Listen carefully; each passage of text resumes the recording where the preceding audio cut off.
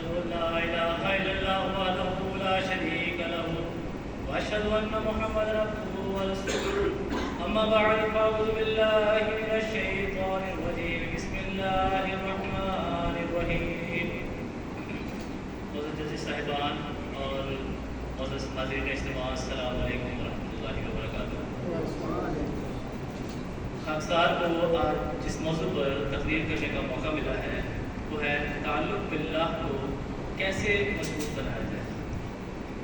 تعلق کا لفظ علقہ کے مادے سے نکلا ہے جس کے لغوی معنی ہے جڑ جانا، چمٹ جانا۔ اللہ تعالیٰ قرآن پاک کی سورہ علق کی آیت نمبر 3 میں فرماتا ہے خلق الانسان من علق، یعنی اس نے انسان کو چمٹ جانے والے لوتھڑے سے پیدا کیا ہے۔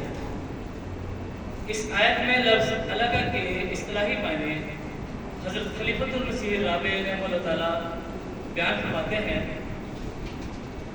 علقہ میں جو چمٹ جانے کا مفہوم ہے یہ کیوں ہے؟ اس کی ایک گہری حکمت ہے۔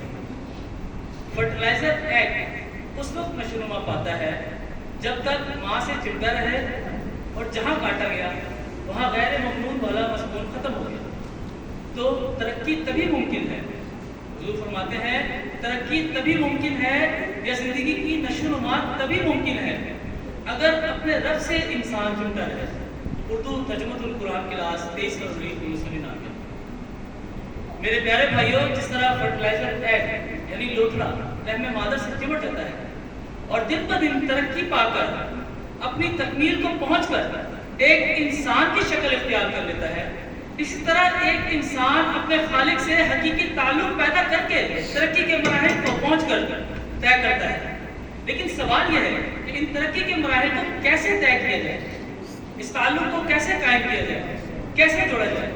اللہ تعالیٰ کے زیادہ سے زیادہ یاد کر کے ہی ہم ترقی کے مراحل کو طے کر سکتے ہیں۔ ہمارے پیارے نبی حضرت محمد صلی اللہ علیہ وسلم فرماتے ہیں، اللہ تعالیٰ فرماتا ہے کہ جس وقت بندہ مجھے یاد کرتا ہے میں اس کے ساتھ ہوتا ہوں۔ اگر وہ میری جانب ایک بالش پر آئے گا تو میں اس کی طرف ایک ہاتھ آؤں گا، اگر وہ میری طرف ایک ہاتھ آئے گا تو میں اس کی طرف 2 ہاتھ جاؤں گا، اور اگر وہ میری طرف چل کر آئے گا تو میں اس کی طرف دوڑ کر آؤں گا۔ ترمذی ابواب الدعوہ۔ اسی بارے میں حضرت مسیح موعود علیہ السلام فرماتے ہیں میں پھر تمہیں بتلاتا ہوں کہ اگر خدا تعالیٰ سے تعلق حقیقی ارتباط قائم کرنا چاہتے ہو تو نماز پر کاربند ہو جاؤ، اور ایسے کاربند ہو جاؤ کہ تمہارا جسم نہ تمہاری زبان بلکہ تمہاری ارواح کے ارادے اور جذبے سب کے سب ہمتن نماز ہو جائیں۔ جزاکم اللہ تعالیٰ واسطہ۔